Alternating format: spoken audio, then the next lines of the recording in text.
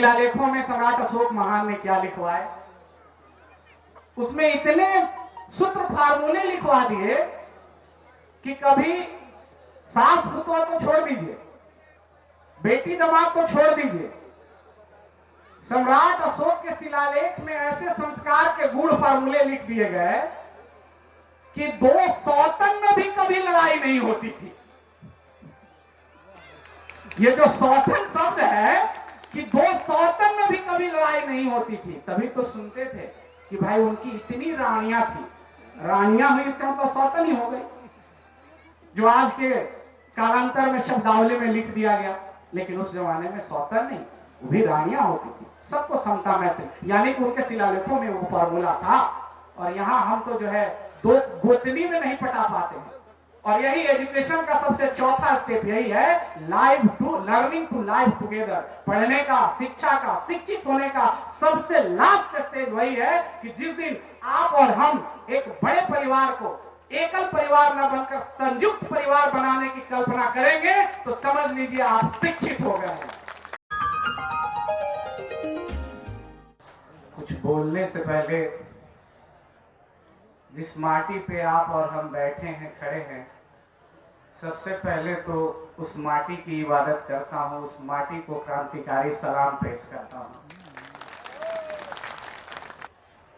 आज के इस लटिया महोत्सव के कार्यक्रम में सर्वप्रथम अपने देश की आन बान शान राष्ट्रीय ध्वज को नमन करते हुए आपको, हमको और सारे जीव जंतुओं को भी एक सामाजिक न्याय, दया, करुणा की भांति सबको बांध के रखने वाले, सिर्फ जीव ही नहीं जानवर को भी, हम सब के जो भारत का कहिए कि धर्म ग्रंथ है, संविधान का मैं सम्मान करते हुए आज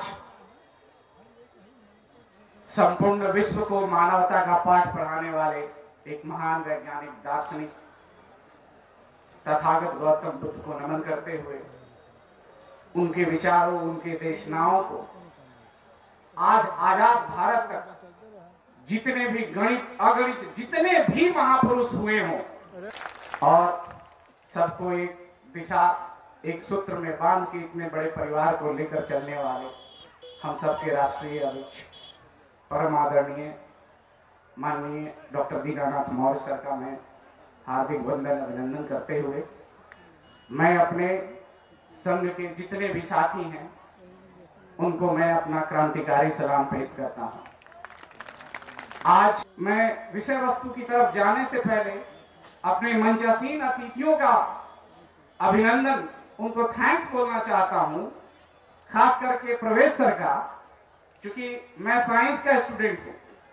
इतिहास तो मैंने यूपीएससी के समय पढ़ा था और उसके बाद पढ़ा, लेकिन वो सिलेबस एग्जाम पास करने के लिए पढ़ा। और सर तो प्रोफेसर हैं इतिहास के और वो भी एंशिएंट के, मतलब ये तो पत्थर के ही ज्ञाता हैं।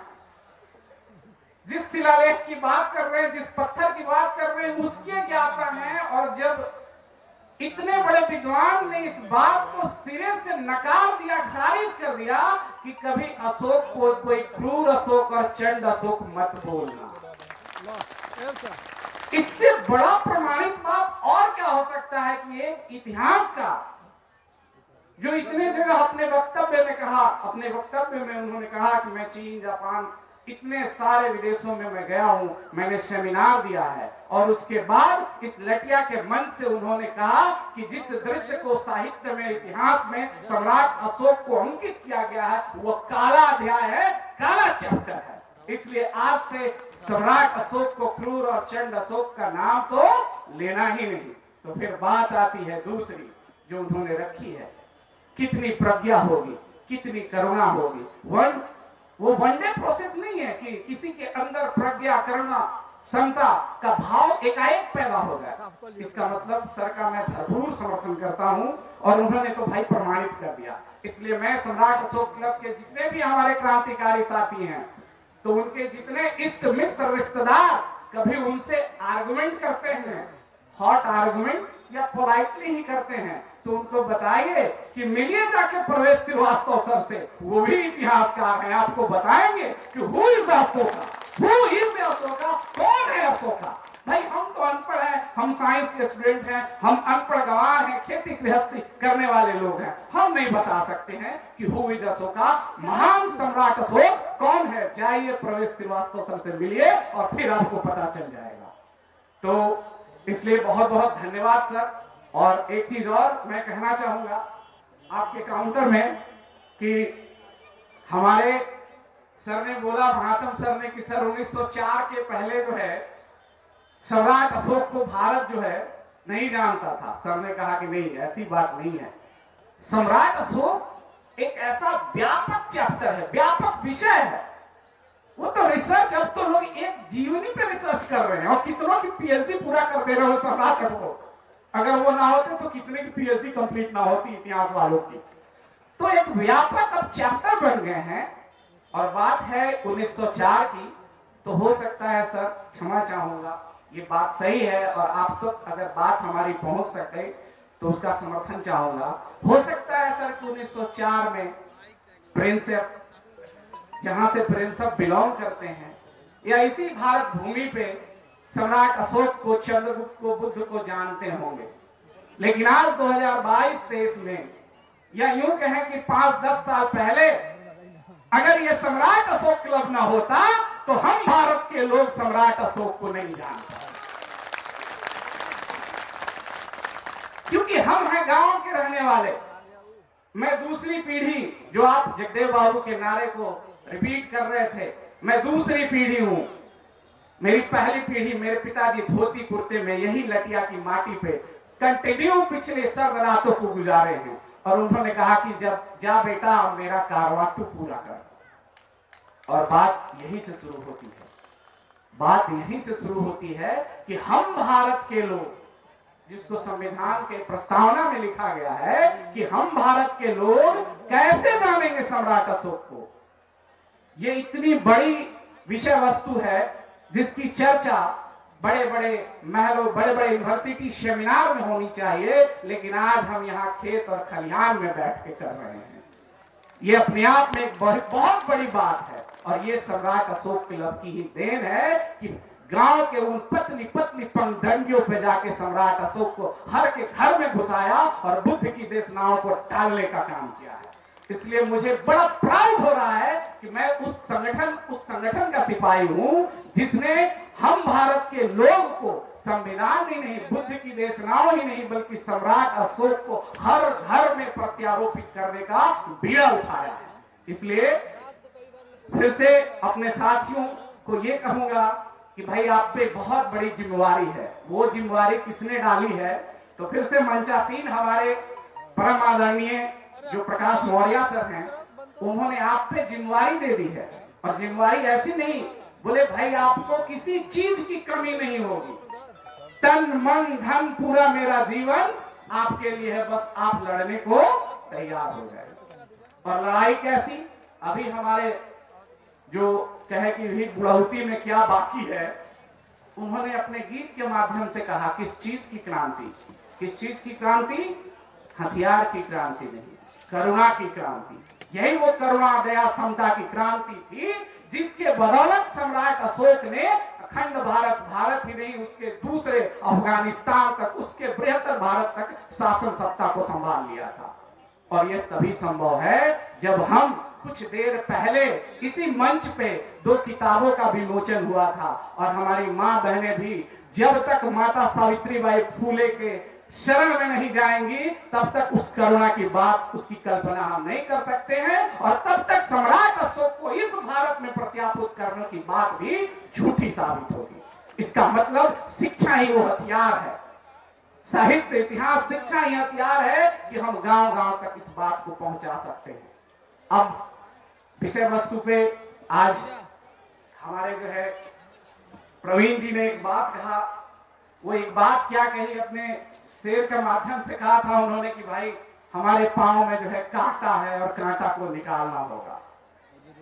और कांटा किस चीज का है? हो सकता है अज्ञानता का हो, अशिक्षा का हो, द्वेष, ईर्ष्या, नफरत, यही कांटा है जो हमारे और आपके पैर में नहीं, यहां दिल मन मस्तिष्क में घुसता जा रहा है। ये जो वैर का भावना है, इसी को तो सम्राट अशोक ने कलिंग में, और कलिंग के बाद क्या किया था, जीता था और अपने अंदर ही नहीं लाया था, सबको फैलाया था। तो उन्होंने क्या कहा, भाई कांटा निकालना होगा। लेकिन मैं सम्राट अशोक क्लब के साथियों से कहना चाहूंगा कि न हम सफर न हम नसी से निकलेगा, न हम सफर न हम नसी से निकलेगा। अरे हमारे पांव का कांटा तो सिर्फ हम ही से निकलेगा, सिर्फ हम ही से निकलेगा, कोई और नहीं निकाल सकता। ये बात अलग है कि 2 और 4 कदम अगर उनका साथ भी मिल जाए तो बहुत बड़ी बात होगी, वरना हम तो कांटा निकाल के दम लेंगे। सम्राट अशोक क्लब के कार्यकर्ताओं ने ये प्रण ले लिया है और हम इस पे अमल करेंगे। और अगर 2-4 साथी हमारे कारवां में जुड़ जाए तो समझ लीजिए कि फिर हमारा रास्ता बहुत आसान हो गया। इसलिए बहुत हृदय से साधुवाद हम जो है प्रकाश मौर्य सर को देंगे, और जिस भी अतिथि का उन्होंने टेलीफोन पे सुनवाया उनको भी मेरे तरफ से, सम्राट अशोक क्लब पूरे परिवार की तरफ से बहुत बहुत साधुवाद। और अब बस आप साथ चलते चलिए, हम देखिए कारवां और रास्ता कैसे खुद बनाते जाते हैं, खुद बनाते जाएंगे, बस आपका साथ चाहिए। और अब जब एकता और अखंडता की बात है, तो जहां तक सम्राट अशोक की बात है, हमारे सम्राट अशोक महान की चर्चा अभी तक के जितने भी वक्तव्य, और शायद प्रोफेसर साहब ने भी किया था, उतना तो शायद हम नहीं कर पाएंगे। क्यों नहीं कर पाएंगे? क्योंकि भाई मैं साइंस का स्टूडेंट हूं और इतिहास में उतनी गहन अध्ययन मेरे पास नहीं। क्लियर कट मैं बात बोलता हूं, लेकिन चूंकि एक शिष्य होने के नाते गुरुजी अनुपस्थित है, तो भाई शिष्य को भेज दिया गया है कि जाओ भाई मैदान में, तो मैं आ गया हूं। लेकिन जहां तक मैंने सम्राट अशोक को समझा है, उनके शिलालेखों को समझा है, अब सारे शिलालेखों को यहां जिक्र करना तो मुमकिन नहीं है, समय की भी पाबंदी है। लेकिन जहां तक शिलालेख की बात है, शिलालेखों को समझने की बात है, तो अभी अभी हम सब के बीच कोरिया से धर्मगुरु आए थे। अभी हम लोग रेस्ट हाउस में बात कर रहे थे, वो पूछ रहे थे कि भाई अभी भी सम्राट अशोक शाक्य वंश भगवान बुद्ध के लोग हैं, ये बहुत अच्छी बात है, आप भी समझ रहे हैं। उन्होंने क्या बोला भाई कि आज कोरिया, जिसको आप सैमसंग, बड़ी बड़ी कंपनियों का नाम ले लिया, जिसके मोबाइल, जिसके इलेक्ट्रॉनिक्स गैजेट्स जो है बहुत महंगा आते हैं, उतनी बड़ी कंपनियों का नाम लिया उस छोटे से देश का जहां से पूरे वर्ल्ड में वो बिजनेस कर रहा है। और उन्होंने किसको भाई अपना गुरु बता दिया? उन्होंने बोला कि भाई जो कोरिया है मेरा, साउथ कोरिया, वो बहुत गरीब देश था, वो बहुत गरीब देश था, और हम जो है 70 सालों में यहां तक पहुंच गए। कैसे? भगवान बुद्ध की बदौलत। इसका मतलब कि वो ऋणी है हमारे, और वो गांव इंडिया में क्या कर रहे हो, वही ऋणी नहीं है। अरे भगवान बुद्ध और सम्राट अशोक के तो पूरे विश्व में 206 देश ऋणी है, और वो 206 देश कह रहे हैं कि भैया भारत हमसे अपना ऋण उतार लो, बांह फैलाए खड़े हुए हैं। लेकिन हम इतने निकम्मे और अज्ञान है कि उनको गले नहीं लगा पा रहे हैं। वो बांह फैलाए 206 कंट्री, लोग तो 1-2 कंट्री में अपना संस्कृति स्थापित करके कह रहा है कि हमारा यहाँ भी है, हमारा वहां भी है। अरे तुम तो अभी स्थापित किए हो, हमारा तो पहले बाप दादाओं ने स्थापित किया। अब तो वो दरवाजे पे खड़ा होकर हमारा इंतजार कर रहा है कि हे भारतवंशी, हे शाक्यवंशी, आओ हमारे साथ, और फिर से वही मैत्री करुणा का भाव फिर से बना के रखो। तो इसमें हमारी अज्ञानता है, और हमारी अज्ञानता है तो ठीक है, उस अज्ञानता को हम दूर करेंगे। लेकिन सोचने वाली बात है, जो अभी हम भिक्खु ने कहा, गुरुजी ने, कोरिया वाले गुरुजी ने कहा, क्या कहा कि भाई हम ऋणी हैं। किस चीज का? कौन सा ऐसा धन हमने उनको दे दिया था? कौन सा ऐसा धन दे दिया था? ऐसा था क्या उस समय हमारे यहाँ इतने सोने चांदी, जैसे अभी सर ने बोला कि भाई गुप्त काल को, गुप्ता डायनेस्टी को स्वर्ण काल कहा गया, लेकिन सर का तो भाई एक बार फिर से वंस अगेन मैं थैंक्स बोलूंगा कि इन्होंने क्या बोला कि नहीं, भाई गुप्त काल स्वर्ण काल नहीं, उसका तो न्यू मौर्य काल में रखा गया था। और न्यू नहीं सर, पूरी की पूरी बिल्डिंग ही मौर्य काल में थी। न्यू की बात क्या, पूरी की पूरी बिल्डिंग ही, पूरी इमारत ही, स्वर्ण वाली इमारत जो है मौर्य डायनेस्टी में थी, मौर्य साम्राज्य में थी। कैसे, अगर देख लीजिए सर, मैं तो साइंस का स्टूडेंट हूं, आप ही लोगों की किताबों से पढ़ लेता हूं, और वहां से पढ़ता हूं तो कहीं कहीं लिख के रखता हूं। कहा जाता है कि मौर्य साम्राज्य जब था, सम्राट अशोक के काल में, तो पूरे वर्ल्ड का जीडीपी का कितना टाइम्स 30%, पूरे वर्ल्ड के, यहां भारत का जीडीपी हुआ करता था। मतलब अगर लोन भी देना होता था तो जैसे अभी प्रकाश सर ने कहा था ज्योतिबा फूले के बारे में कि भाई टाटा का 2 लाख तो उनका 20 लाख, उस समय में वे पुणे में फूले कंस्ट्रक्शन कंपनी चलाते थे। और आपको मैं इस मंच के माध्यम से बताऊं कि तो मौर्य काल में पूरे वर्ल्ड को लोन देने की हैसियत इस भारत की रहती थी। आज हमारे पटना में मेट्रो आया है। मेट्रो जब आया है तो मैं वाक्य सुना दूं, और मेट्रो जो है वो जापान के वो फंडिंग से, कोष से बन रहा है। अभी सोच के देखिए ये कैसी विडंबना आ गई, और हम और आप किस तरीके से खड़े हैं, किस दोराहे, किस चौराहे पे, कि एक समय एक साम्राज्य में, एक वंश में, यहां से हम विदेशों को कर्ज देते थे, लोन देते थे, और आज किस कदर खड़े हैं कि मेट्रो चलाने के लिए वहां से लोन लेकर आ रहे हैं। और तो और हम उसको गंगा आरती दिखा के कहते हैं भाई कुछ करोड़ तो दे दो, कुछ करोड़ तो दे दो। तो फिर साम्राज्य कैसा था, हम समझ सकते हैं कि उन्होंने शिलालेखों पे क्या लिखवाया होगा। मैं उस ओर आपको लेकर चलता हूं कि सम्राट अशोक ने आखिर उन शिलालेखों पे क्या लिखवाया होगा।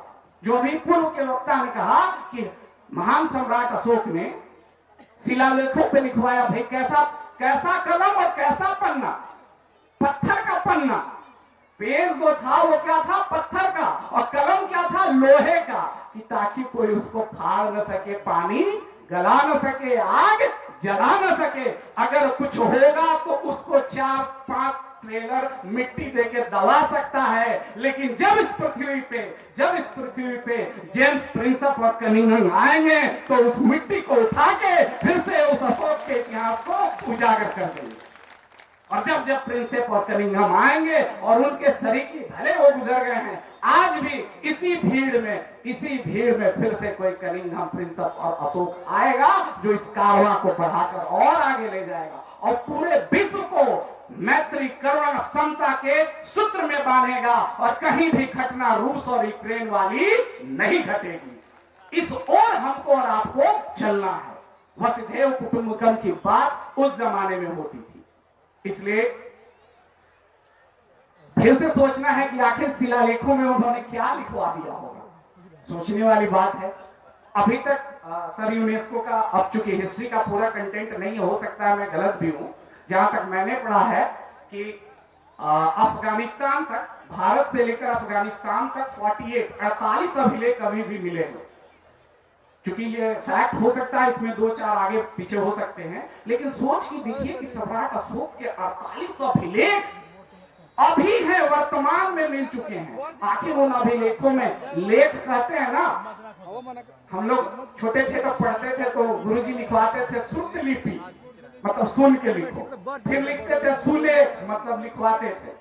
तो इसका मतलब ये शुद्ध लिपि और लिखने की कला, इसका मतलब महान सम्राट अशोक ने उसी समय समझ लिया होगा कि जिस बिना पे, जिस संविधान पे, जिस धारा पे, जिस अनुच्छेद पे मैंने इतने सालों तक राज किया, और जिस मैत्री करुणा से राज किया, अगर मैं नहीं रहूंगा तो फिर मेरे आने वाले वंशज कैसे राज करेंगे, कैसे आपस में मिलजुल के रहेंगे, कैसे वसुधैव कुटुंबकम की बात करेंगे। तो इसके लिए उन्होंने वो सारे फार्मूला को 84,000 पन्ना, 84,000 पेज पे अंकित करवा दिया, और कहा कि ऐ मेरे पपोत्रो, जब जब तुम विषमता और कहीं करुणा मैत्री की कमी होगी तो जाना इन चट्टी चौराहों पे और पढ़ लेना उनको, तुम्हारे अंदर फिर से वही खून, वही बुद्धि, वही विवेक जाग जाएगा। शायद यही लिखवाया होगा। मैं दूसरी ओर लेके चलना चाहता हूं। अभी पूर्व के वक्ताओं ने कहा कि भाई हमें वित्त बैंक बनाने की आवश्यकता है। तो बैंक बनाने की आवश्यकता है, इसका मतलब कि मौर्य डायनेस्टी में, मौर्य साम्राज्य में बहुत बड़े बड़े बैंक होते होंगे, तभी तो विदेश को हम लोग कर्ज देते होंगे, लोन देते होंगे। और बैंक बनाने की अब मैं उसको कालांतर वर्तमान में जोड़ना चाहूंगा। सोच के देखिए, भारत एक कृषि प्रधान देश है, अभी भी लिखते हैं हम लोग भारत कृषि प्रधान देश है। तो कृषि प्रधान देश है तो हम लोग मुख्य रूप से क्या करते होंगे?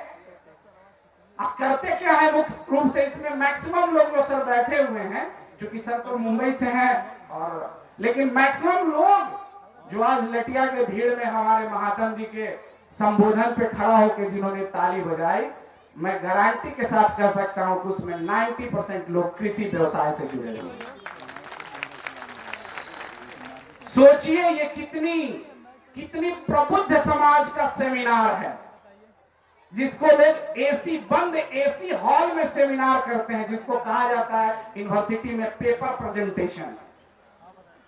और उस पेपर प्रेजेंटेशन का मूल्यांकन ये 70% आबादी जो कृषि से जुड़ी है वो बैठ के कर रही है। सर ये मूल्यांकन कहां होना चाहिए था और वो कहां रही है? ये बहुत अपने आप में सोचने वाली बात है। लेकिन बात सही है, मूल्यांकन एकदम सही जगह हो रहा है। मूल्यांकन, जब भारत एक कृषि प्रधान देश है तो इसका मूल्यांकन भी जो हाथ में खुरपी, बकुआ और कुदाल लेकर चलते हैं उन्हीं के बीच होना चाहिए। और वही तय करेंगे कि इस भारत के कृषि प्रधान देश की जीडीपी, महंगाई या सामाजिक विषमता कैसे दूर होगी। और सम्राट अशोक ने अपने शिलालेखों में इसी खेती को करने की विधि लिखवाई थी। अगर हम किसान हैं तो हमारे घर में एकदम विशुद्ध रूप से अगर किसान हैं तो हमारे घर में उत्पादन किस चीज का होता है? जाए भाई खेती, आप लोग समझ सकते हैं, खेती मतलब खतिए है कि नहीं? जमीन से कोई गोला बारूद बना सकता है क्या? तलवार बना सकता है क्या? तो तलवार क्षत्रिय वाली बात नहीं, खतिए वाली बात। खतिए वाली बात, खेती कर रहे हैं तो आप अनाज उपजा रहे हैं, आलू, प्याज, धान, चावल, फिर क्या करते हैं? उसको सेल करते हैं, उसको बेचते हैं और उससे मूलभूत आवश्यकताओं की पूर्ति करते हैं। मतलब कोई ऐसा चीज आप उत्पादित करते हैं, ऐसा चीज बनाते हैं जिसको आप सेल करके, बेच करके अपनी मूलभूत आवश्यकताओं और जरूरत की दूसरी चीजों को अर्जित करते हैं। तो सोच के देखिए, अभी अभी हमारे कोरिया वाले गुरुजी ने कहा कि भाई हम लोग ऋणी हैं, इसका मतलब जरूर सम्राट अशोक के जमाने में उन्होंने कुछ ऐसी चीज बना दी होगी जिसको हम लोग बेच बेच के दूसरे को कर्जदार बनाते जा रहे थे। और उसका कर्ज चुकाने के लिए ये 200 कंट्री के लोग यहाँ भारत में पासपोर्ट और वीजा ले लेके कह रहे कि भैया मेरा कर्ज ले लो, मेरा कर्ज ले लो, कर्ज उतार दो। तो जब कृषि प्रधान देश थी तो अगर सम्राट अशोक महान ने शिलालेखों पर खेती की थी तो वो खेती धान, आलू और प्याज की की थी। क्योंकि ये धान, आलू, प्याज तो उस जमाने में कोरिया, चाइना, थाईलैंड, अफगानिस्तान में भी होता ही होगा। आखिर किस चीज की खेती करने की विधि उन्होंने शिलालेखों पे लिख डाली? वो विधि लिखी कि भाई इस चीज की खेती करोगे, इस चीज का फसल उपजाओगे, कुछ नहीं तो बीज भी बचा के अगर रखोगे और बीज का सैंपल छोटे छोटे पॉकेट में करके बेच दोगे तब भी तुम हमेशा अमीर बने रहोगे। तो फिर किस चीज की आखिर खेती की होगी उन्होंने?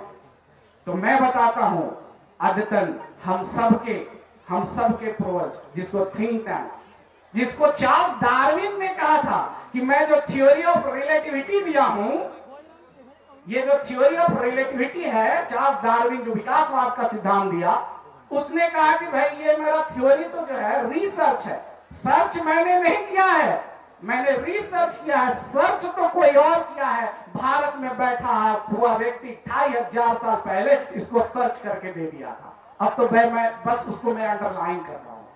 तो समझ लीजिए कि आखिर भगवान बुद्ध के देशनाओं को सम्राट अशोक ने कुछ किया नहीं था, उन्होंने विचारों की खेती की थी और उस विचार की खेती को उन्होंने लिखवाया था शिलालेखों की, और उस विचार की खेती को ही हम तमाम देशों में बेचते गए, जिसको कहीं लोग उपदेश बोलता है, देशना बोलता है, संस्कार बोलता है।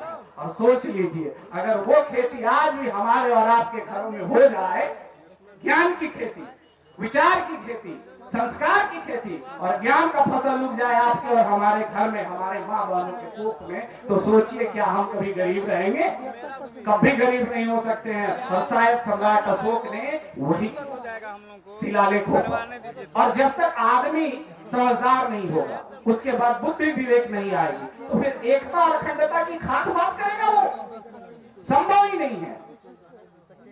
लेकिन बदकिस्मती हमारी ये है कि हम ये तो जानते हैं कि भाई खेती करते हैं, लेकिन किस चीज की खेती करना है यही नहीं जानते हैं। और अगर जानना है तो हमें क्या करना होगा? शिलालेखों को पढ़ना होगा। और शिलालेख को हम पढ़ेंगे कैसे? भाई शिलालेख तो उस लिपि में है, तो हमको किसके शरण में जाना होगा? या तो सम्राट अशोक क्लब के शरण में आइए, या तो फिर प्रवेश सर के शरण में जाइए, कहीं तो जाना होगा। जाएंगे तभी सीखेंगे, और जब तक सीखेंगे नहीं तब तक क्रांति की बुनियाद हम और आप लिख नहीं सकते हैं। और क्रांति वही करुणा की क्रांति, मैत्री की क्रांति, समता की क्रांति। इसलिए सम्राट अशोक ने कुछ नहीं किया, उन्होंने शिलालेखों पे जीवन जीने की कला, कैसे शासन व्यवस्था चलाया जाए एक सम्राट की भांति, एक राजा की भांति, उन्होंने कहा कि ये पूरी प्रजा मेरी संतान है। अगर मैं सबका पिता हूं तो ये पूरी प्रजा मेरी संतान है, तो संतान के हर दुख सुख, उसकी पूरी चिंता मेरे ऊपर डिपेंड करती है, मेरे ऊपर निर्भर करती है। इसलिए उन्होंने क्या किया था? चट्टी चौक चौराहों पे जो आप देख रहे हैं सब जगह शिलालेख बनवा के लिखवाया था। और लिखवाया क्या था? जो उन्होंने शिलालेखों में लिखवाया, उन्हीं के शिलालेखों को बाद में पूरे भारत ही नहीं पूरे विश्व के लोग जब उसको पढ़ते गए, और पढ़ने के बाद उन्हीं शिलालेखों, उन्हीं विचारों, उसी संस्कार की खेती का फसल बीज यहाँ से उठा कर चाइना, जापान, कोरिया लेकर गए और अपने यहाँ प्रत्यारोपित कर दिया ज्ञान की खेती को, तो वो लहरा रहे हैं। और हमने उस ज्ञान की खेती पे 4 ईंट गोबर डाल दिया, तो हम बुझे हैं। साथियों, नेशनल जनमंच को सब्सक्राइब करें, साथ ही बेल आइकन की घंटी को बजाएं।